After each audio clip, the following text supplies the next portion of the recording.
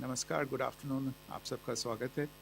और मैं सबसे पहले अनुरोध करूंगा कर्नल सोफिया कुरैशी से कि वो आपको आज तड़के सवेरे से हुई घटनाओं से अवगत कराएं। Colonel Qureshi. Thank you sir. नमस्कार। 8 से 9 मई 2025 की मध्य रात्रि को पाकिस्तानी सेना ने सैन्य बुनियादी ढांचे को निशाना बनाने के इरादे से पूरी पश्चिमी सेना पर भारतीय वायु क्षेत्र का कई बार उल्लंघन किया। यही नहीं बल्कि पाकिस्तानी सेना ने नियंत्रण रेखा पर भारी कैलिबर वाले हथियारों से गोलीबारी भी की। अंतर्राष्ट्रीय सीमा और नियंत्रण रेखा पर लेह से लेकर सर क्रीक तक 36 स्थानों पर 300 से 400 लगभग ड्रोनों का इस्तेमाल घुसपैठ का प्रयास करने के लिए किया गया। भारतीय सशस्त्र बलों ने काइनेटिक्स व नॉन काइनेटिक साधनों का उपयोग करके इनमें से कई ड्रोन्स को मार गिराया। इतने बड़े पैमाने पर हवाई घुसपैठों का संभावित उद्देश्य वायु रक्षा प्रणालियों का परीक्षण करना और खुफिया जानकारी इकट्ठा करना था। ड्रोन के मलबे की फोरेंसिक जांच की जा रही है। प्रारंभिक रिपोर्ट्स से पता चलता है कि वे तुर्की के असीस गार्ड सोंगर ड्रोन्स हैं। इसके उपरांत रात में पाकिस्तान के एक सशस्त्र यूएवी ने भटिंडा सैन्य स्टेशन को निशाना बनाने की कोशिश भी की, जिसे पकड़ा गया और उसे निष्क्रिय कर दिया गया। पाकिस्तानी हमले के जवाब में पाकिस्तान में 4 हवाई रक्षा स्थलों पर सशस्त्र ड्रोन्स लॉन्च किए गए। इनमें से एक ड्रोन एडी रडार को नष्ट करने में सक्षम रहा। पाकिस्तान ने जम्मू कश्मीर के तंगधार, उरी, पुंछ, मेंढर, राजौरी, अखनूर और उधमपुर में भारी कैलिबर आर्टिलरी गन और सशस्त्र ड्रोन्स का उपयोग करके नियंत्रण रेखा के पार गोलीबारी भी की, जिसके परिणाम स्वरूप भारतीय सेना के कुछ जवान हताहत हुए और घायल हुए। भारतीय जवाबी कार्रवाई में पाकिस्तानी सेना को भी बड़ा नुकसान पहुंचाया गया। इसके अलावा पाकिस्तान का गैर जिम्मेदाराना व्यवहार फिर से सामने आया। 7 मई 2025 को रात 8:30 बजे एक असफल अकारण ड्रोन और मिसाइल हमला करने के बावजूद पाकिस्तान ने अपना नागरिक हवाई क्षेत्र बंद नहीं किया। पाकिस्तान अपने नागरिक विमानों को ढाल के रूप में इस्तेमाल कर रहा है, जबकि उसे अच्छी तरह से पता है कि भारत पर उसके हमले से हवाई रक्षा की तीव्र प्रतिक्रिया होगी। यह भारत और पाकिस्तान के बीच अंतर्राष्ट्रीय सीमा के पास उड़ान भरने वाले अंतर्राष्ट्रीय उड़ानों सहित नागरिक विमानों के लिए सुरक्षित नहीं है। यहाँ स्क्रीन शॉट में पंजाब सेक्टर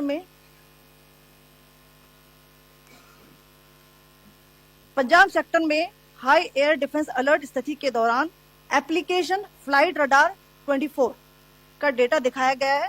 जैसा कि आप देख रहे हैं, यहाँ पर भारतीय पक्ष का हवाई क्षेत्र घोषित बंद के कारण नागरिक हवाई यातायात से पूरी तरह से रहित है। कराची और लाहौर के बीच के हवाई अड्डे मार्ग पर नागरिक एयरलाइंस उड़ान भर रही है। हाई अलर्ट किया गया है विमान फ्लाइनेस एविएशन का एयरबस 320, जैसा कि आप यहां देख रहे हैं, जो कि शाम को 5:50 बजे दमम से शुरू हुआ और रात को 9:10 बजे लाहौर में उतरा। ये सारा डिटेल्स आप यहां देख रहे हैं, ये डिटेल्स यहां लिखा हुआ है। Can you see this?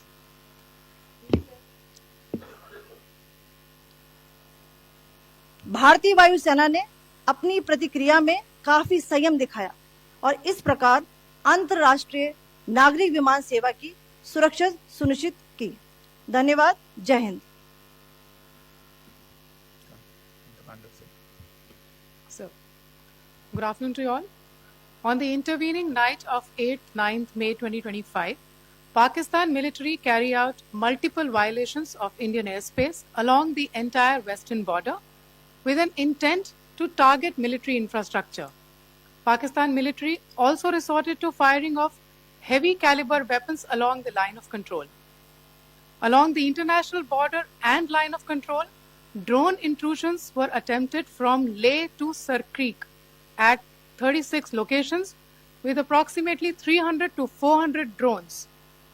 Indian Armed Forces brought down a number of these drones using kinetic and non-kinetic means.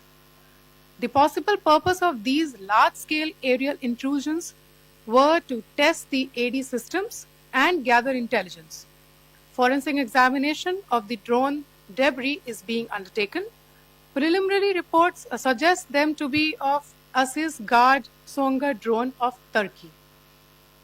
Later in the night, an armed UAV of Pakistan attempted to target Bhatinda military station, which was detected and neutralized. In response to the Pakistani attack, armed drones were launched at 4 air defense sites in Pakistan. One of the drones was able to destroy an AD radar.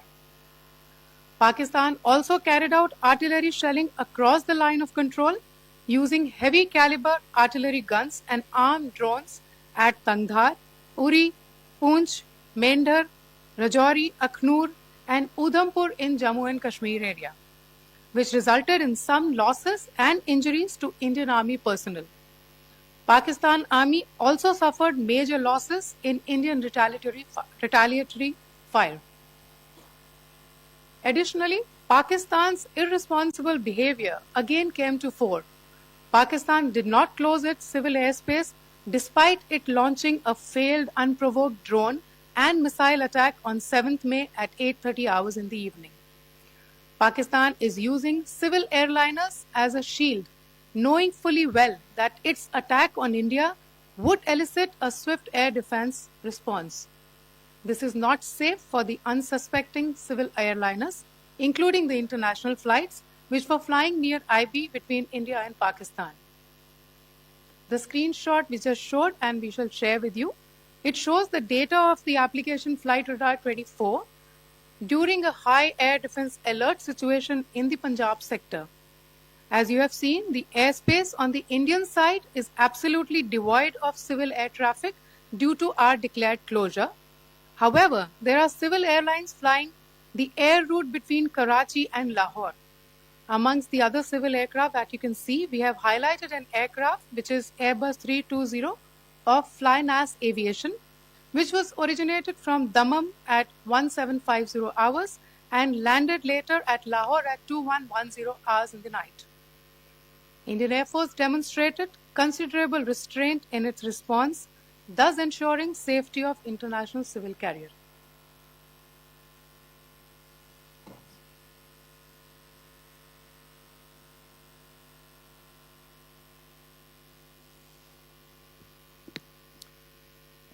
Thank you, Colonel Qureshi, Wing Commander Singh. I have just a few points to share in addition. कल रात की पाकिस्तानी सेना की कायरतापूर्ण गतिविधियों से आपको colonel Qureshi और विंग कमांडर सिंह ने पहले ही अवगत करा दिया गया है. These provocative and escalatory actions that were taken by Pakistan last night were targeted at Indian cities and civilian infrastructure, in addition to some military targets. The Indian Armed Forces responded proportionately, adequately and responsibly. ये जो हमले हुए कल रात को भारतीय सैन्य इकाइयों ने पर्याप्त रूप से और एक जिम्मेदाराना रुख अपनाते हुए इन हरकतों का उत्तर दिया. What I want to underline is that the official and blatantly farcical denial of these attacks that Pakistan carried out by the Pakistani state machinery is yet another example of their duplicity and the new depths that they are plumbing in their quest for disinformation. The other point in the same vein is Pakistani claims that they did not target or attack any religious places. You would recall that yesterday I shared with you an incident related to the attack on a Gurdwara in Poonch, instead of owning up to these attacks, Pakistan made the preposterous and outrageous claim that it was the Indian Armed Forces and the Indian Air Force that was targeting cities like Amritsar and trying to put the blame on Pakistan.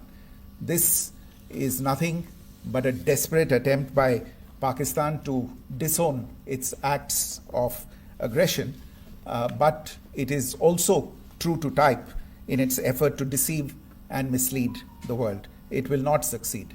The Gurdwara in Poonch in particular was attacked by Pakistan, and some local members of the Sikh community, including a Ragi of the Gurdwara, lost their lives in this incident, as I shared yesterday.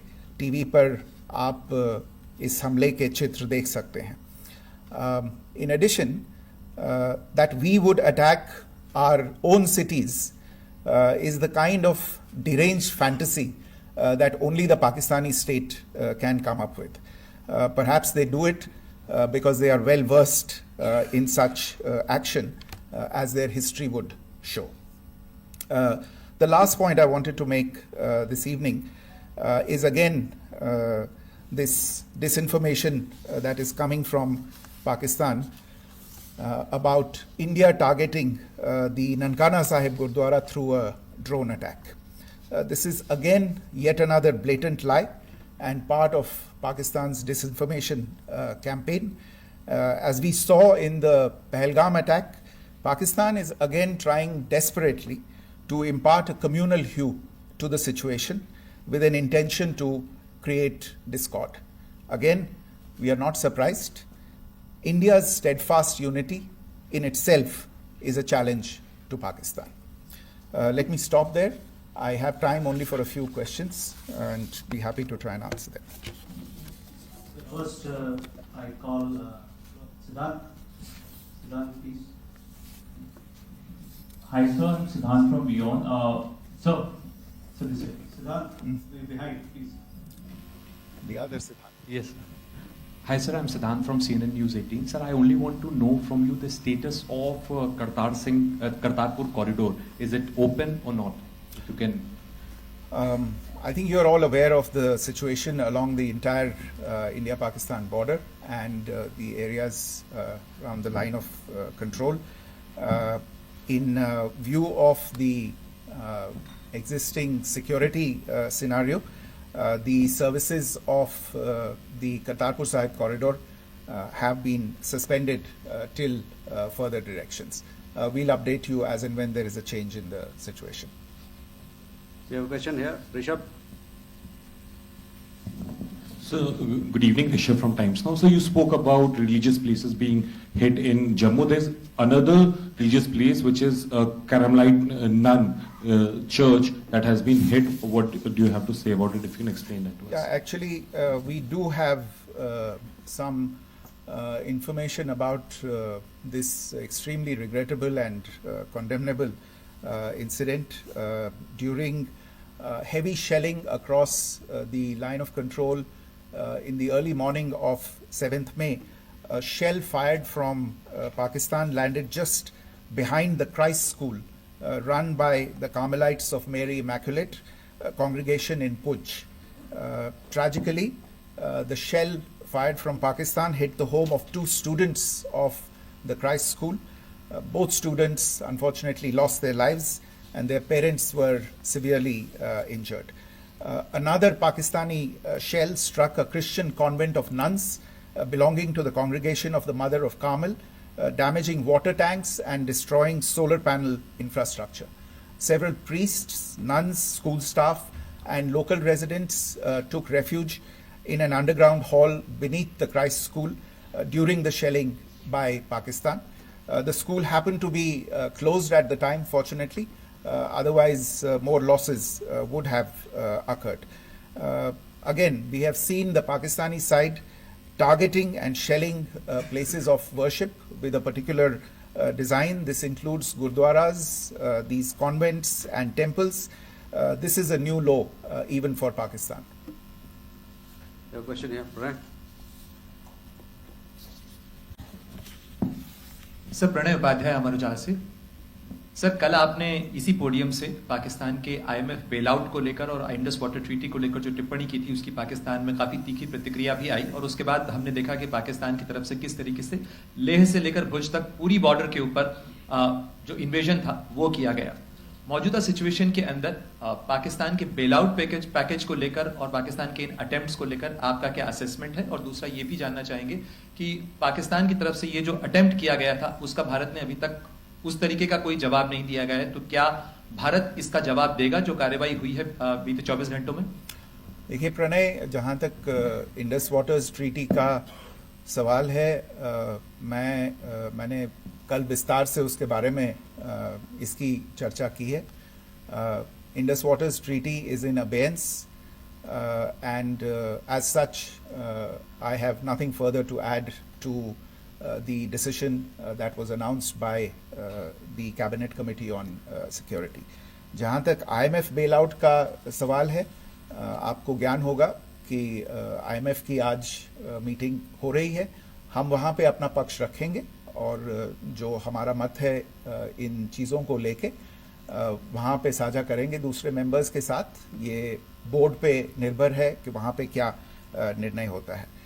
और जहाँ तक जो कार्रवाई हुई है उसका जवाब देने का जो आपने जो प्रश्न उठाया है, जो आज ब्रीफिंग हुई है, जो आपको सूचना मिली है, मैंने भी कहा है कि जो आज सवेरे तड़के सवेरे जो गतिविधियां हुई, भारत ने उनका एक जिम्मेदाराना पूर्ण तरीके से और एक पर्याप्त तरीके से उसका जवाब दे दिया है। सिद्धांत।